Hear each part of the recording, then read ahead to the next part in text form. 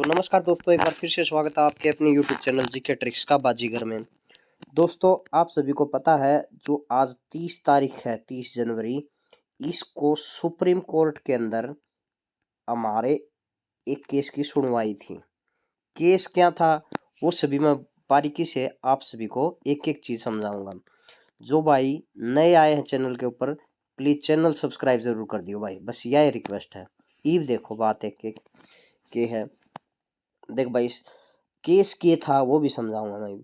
सबसे पहले केस के था कि सोशियो के जो मार्क्स थे वो सिंगल बेंच में केस किया गया Punjab and Haryana high court में।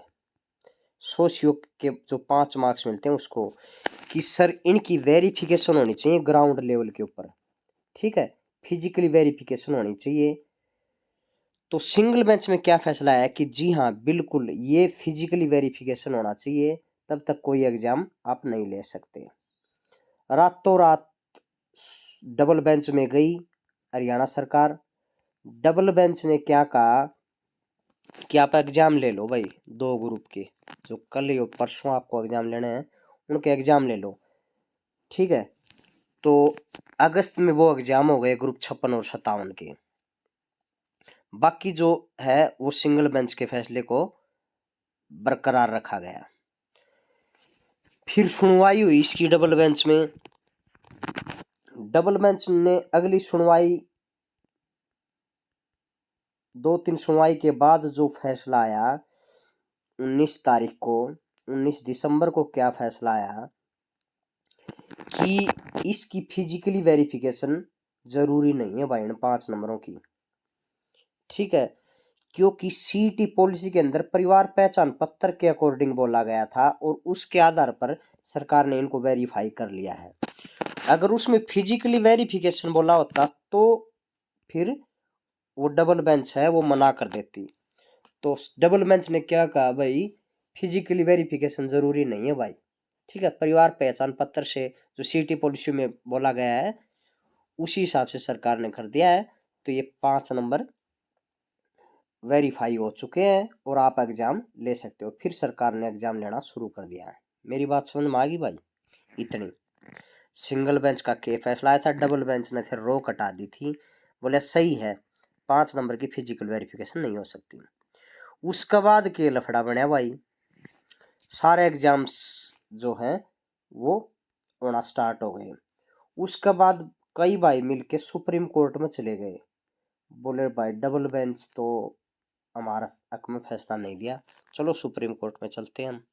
एक फीस होती है वो भरी गई और सुप्रीम कोर्ट में केस को फाइल किया गया और आज 30 तारीख को सुप्रीम कोर्ट में जो है वो सुनवाई थी। अब देख भाई, मैं बताऊं सुप्रीम कोर्ट जो भी सुप्रीम कोर्ट का फैसला हुआ है वो किस तरह होया कर दे, मैं बताऊं आपने।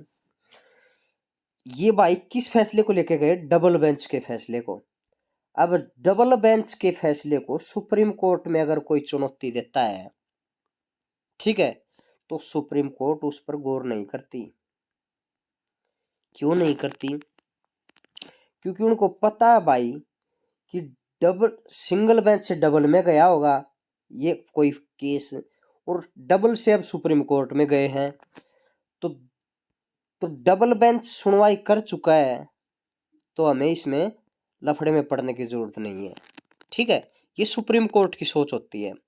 सुप्रीम कोर्ट गौर किस केस पर करेगा? मान लीजिए कोई और केस है, वो सीधा आप सुप्रीम कोर्ट में उसकी अर्जी लगाते हो, तब सुप्रीम कोर्ट के जो जजेस होते हैं वो उस पर गहन अध्ययन करके उसकी सुनवाई करें भाई, ठीक है। मैं आपको बता रहा हूं, ये डबल बेंच से होके गया है केस, फिर सुप्रीम कोर्ट ज्यादा गौर करता ही नहीं, क्योंकि डबल बेंच ने सुना दिया है फैसला, उसको क्या करना है सुप्रीम कोर्ट को, ठीक है। तो माननीय सुप्रीम कोर्ट इस तरीके से जो कामकाज होता है वो करता है। क्लियर है? मेरी बात समझ में आ गई होगी। इस कारण जो है इस केस को डिसमिस कर दिया गया है कि जी नहीं, जो सुप्रीम डबल बेंच ने, हाई कोर्ट ने जो डबल बेंच ने सुनवाई की है वो सही है। ईब देख भाई, बहुत बड़ी खुशखबरी है उन भाइयों खातिर जो कि भर्ती को पूरा होने की वेट कर रहे थे। आपकी भर्ती जो है वो 99% क्लियर हो चुकी है भाई।